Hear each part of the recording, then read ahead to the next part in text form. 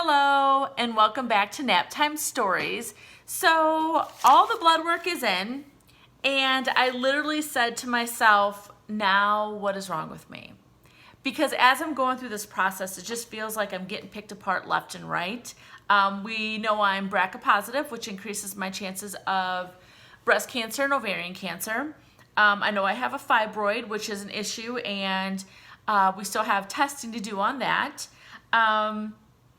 And now I have another gene that I'm a carrier for, and then some of my blood work isn't the best either. So let's talk about it all. So let's first talk about what I received back as a result of my genetic carrier testing. And it showed that I am positive for a carrier of Leber congenital amaurosis 10 and other CEP290 related ciliopathies. So what that means is that I have other syndromes basically under this congenital Leber congenital amaurosis, and then there's other syndromes that are associated with it as well. So let's talk about these two.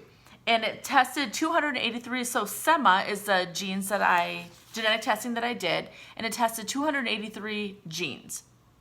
And if I'm the only carrier, so if me and my partner, between us, if I'm the only carrier, there's a low risk of the baby actually expressing the condition and having the symptoms of this gene. So let's talk about what it is. So I have a little blurb here of what all of this is, and it basically says all diseases, the ones that I'm going to talk about, are inherited in an autosomal recessive manner and can be caused by pathogenic variants in the gene CEP220. So that's the other kind of subcategories that I have. So the Leber congenital amaurosis manifests with vision loss at birth or in early infancy. Patients have profound loss of vision at an early age, and some have been reported to have intellectual disabilities as well. The other subcategory under this is Bardet-Biedl syndrome. It is characterized by obesity, intellectual disability, kidney disease, and loss of vision, beginning with loss of night vision and then progressing into tunnel vision and blindness. And then there is Joubert syndrome, which includes intellectual disabilities as well, brain malformations, ocular problems including uncontrollable eye movements and loss of vision, and kidney cyst, leading to end-stage renal disease. Then another category is Meckel syndrome, which often manifests before birth and is characterized by occipital encephaly, brain malformations, facial dysmorphism, renal agenesis, and extra digits. So life expectancy varies according to the phenotype, and it is not reduced in patients with Leber congenital amaurosis, but death in infancy is expected in patients with Meckel syndrome. So it's hard to know what kind of phenotype I have, but that is it. That is it. So I'm sure that once we get into this a little bit more, so as I'm looking for a donor, I got to make sure that they don't have this same gene, because if they do and they overlap, then what can happen is that the baby has a 50% chance of expressing this gene and having all of the things, all the syndromes and symptoms that I had just went over. So we're going to look for a donor that does not have that. So there we go. That sounds, yeah. So now let's talk about blood work. So my blood work came out pretty decent. I had low vitamin D, which is no problem. I'll just take some supplements, up that, and we'll be ready to go. And then my TSH, my thyroid has been fluctuating lately. It's been fluctuating even before we started going through this path. But I talked to my medical doctor, and we're going to get on some medication, and then I'm just going to go ahead and make sure that I start trying to normalize that. It likes to fluctuate within normal, but I'm not a big fan of that, which means that something is going on with my thyroid. We're just not 100% sure what. We're not into a Hashimoto issue or a Graves' disease issue, but there is fluctuation that is happening, and we want to make sure that we're on top of that before it actually is an issue. So let's talk about some of the hormones that were done and that were looked at. So the first one is prolactin. And this hormone is released by the pituitary gland. It stimulates milk production and pauses ovulation after having a baby. So that's why some people, think it's okay to go ahead and have sex unprotected, and they're not supposed to get pregnant, but sometimes it happens. You just don't know what's going to happen. So if you have a high prolactin and you haven't given birth, then it could mean that your body is mimicking post-birth state, and you might not be in ovulation mode, normal ovulation mode.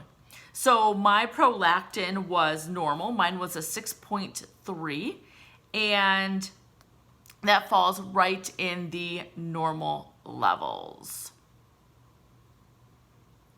So the next one was FSH, or follicle stimulating hormone, which is also produced by pituitary gland in the brain. It is responsible for growing follicles, which house the eggs. So it's little follicles that house the eggs and prepare the egg for ovulation. So if my body has too much FSH, it is not going to be able to give the eggs a sign that we are ready for ovulation. So women who are still menstruating should be between 4.7 and 21 milliliters, and I'm at, let's see what my FSH is. So really, I can't look at my FSH right now. 9.9. So I'm within the parameters, so I'm good with that. Next is estradiol, or E2, is a hormone produced by the ovaries, the adrenal gland, and the placenta during pregnancy. Among the duties of E2 is ovulation and maintaining the egg in the ovaries. During the follicular phase, or first half of the menstrual cycle, your ovaries secrete estradiol, triggering a series of events that induced ovulation. So after ovulation, estradiol teams up with another hormone called progesterone to prep the uterus for implementation. So they check the FSH along with E2, because a high E2 level can sometimes suppress a FSH level. It's so intricate, like how these things, all these hormones just work together, and making sure that the whole process just works well. So AMH is the next one that was checked, and I'm a 2.8, and the normal is a 1.0 to a 4. So AMH is produced by granulosa cells. They surround your egg in your follicles. And these follicles have little fluid-filled sacs in your ovaries that house and release eggs. So high AMH may be a sign that I have high egg follicle count. Lower AMH may be a sign that I have a lower egg follicle count. So what was I? I was a 2.8, so I'm kind of like in the middle of my ratio egg to follicles. So that is good. So I talked a little bit about TSH and my thyroid stimulating hormone, which again is produced by pituitary gland. So mine has been fluctuating. It stimulates the thyroid gland to produce thyroid hormones. If your thyroid isn't producing enough thyroid hormone, TSH levels rise and then kick the thyroid into gear. And if the thyroid is producing too much thyroid hormone, TSH drop to balance things out. So because of this important function, TSH, it provides a picture of the overall health of the thyroid. So it kind of just lets you know where the thyroid is. But again, mine is going up and down quite a bit. So my thyroid is having to work too hard, too little, too hard, too little. So we're trying to figure out what is going on to make sure that thyroid balances out. Fertility doctors test TSH because thyroid disorders can affect the ability to get pregnant and stay healthy while pregnant. So we want to make sure we're watching that. So free thyroxine or FT4 is another one that was tested, and it is a hormone that's produced by the thyroid gland, measuring it can help assess the general health of the thyroid. So it helps control the rate of which your body expends energy. So the FT4 is produced directly by the thyroid as a result of TSH stimulation. Doctors may test FT4 along with TSH to determine if the thyroid disorder exists. So my FT4 is within normal range, and we haven't really tested that before, so we have a baseline on it. So we're going to kind of watch that as well, but it doesn't look like we have much of a problem with that one as of right now. But again, we're just watching those things. So another one is luteinizing hormone, or LH. It is produced by the pituitary gland. Its major job is to regulate the length and the sequence of the menstrual cycle and ovulation. So mine is within normal range as well, as 7.79 and 8.7. Oh, actually. So during the follicular phase of the menstrual cycle, 1.9 to 12.5 is normal. And then women at the peak of the menstrual cycle is 8.7 to 7.6. So I was 7.9, so I'm within the ranges, so I was good with that one as well. So this one is one I had not had done before, which is cytomegalovirus, CMV, and it is a common virus. And once infected, your body retains the virus for life. So most people don't even know that they have CMV, because it rarely causes problems in healthy people. So if you're pregnant and if your immune system is weakened, CMV is a cause for concern. So some of the things that it could cause is fever, sore throat, fatigue, swollen glands. Occasional CMV can cause mono or hepatitis, a liver problem, which I've never had either of those. People with weakened immune systems who get CMV can have more serious symptoms affecting eyes, lungs, liver, esophagus, stomach, and intestines. Babies born with CMV can have brain, liver, spleen, lung, and growth problems. So I was positive for CMV, I believe. Yes, I was positive for CMV. I've never had any kind of issues.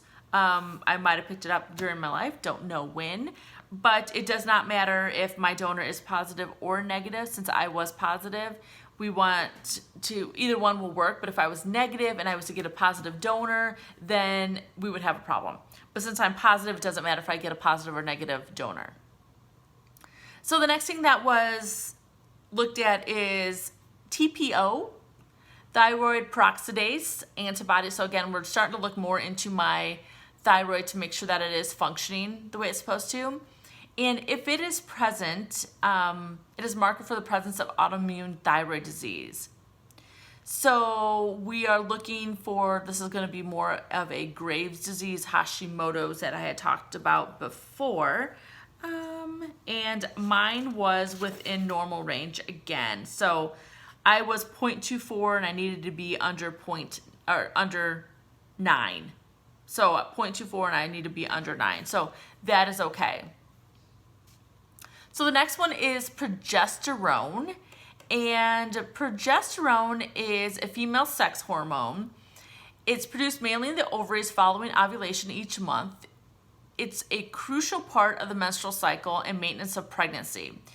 After I ovulate each month, progesterone helps thicken the lining of the uterus to prepare for a fertilized egg. So progesterone is very important in this whole hormone cycle.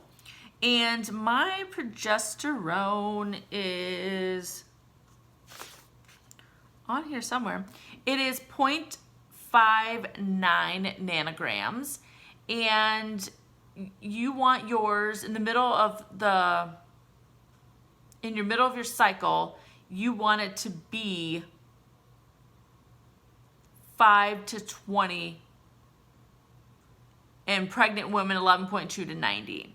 So my progesterone is hanging out pretty decent. Oh, sorry. At the beginning of the cycle, it is 1 or under, and in the middle of the menstrual cycle, it's 5 to 20. So mine was 0.59 because I was at the beginning of my menstrual cycle when these were done. So that is normal as well. So progesterone, like I said, thickens the uterus wall to make sure that the fertilized egg can implant.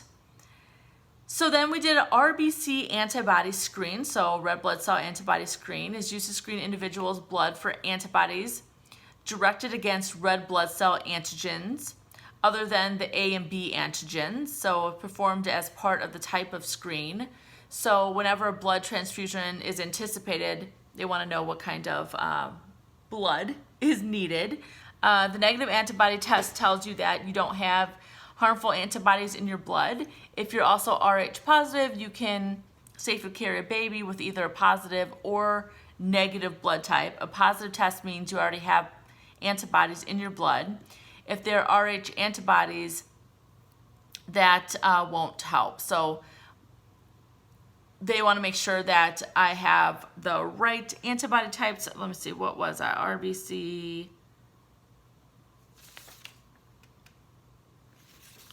antibodies. I'm supposed to be on here.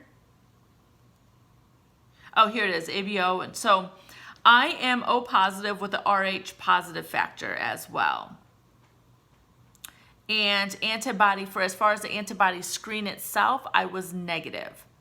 So that is good to know, is that I have negative antibodies. So I want to make sure that we don't have anything harmful going into me when it's time. So blood type I had talked about, they wanted to test my blood type. I am O positive. And then we had talked about vitamin D. So I am low on vitamin D, and why that is important is because during pregnancy, we have a increased risk of preterm birth, gestational diabetes, preeclampsia, and bacterial vaginosis. So I am getting on my vitamin D right now to make sure none of that occurs. And then I was tested for varicella immunity, rubella immunity, Hep B antigen, and chlamydia.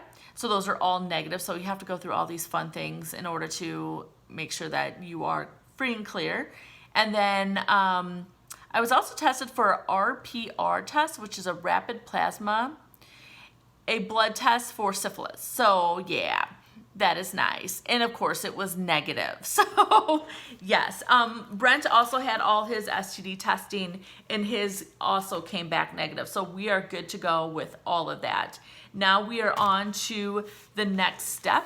The next step is we have to have a counseling appointment. So it's required that we have a counseling appointment and a family counseling appointment in order to make sure that we are both on the same page. Well, we are sure in order for the doctor to know that we have been analyzed and that we are both on the same page for this insemination. So that is it for Nap Time Stories. Keep on dreaming. Bye-bye.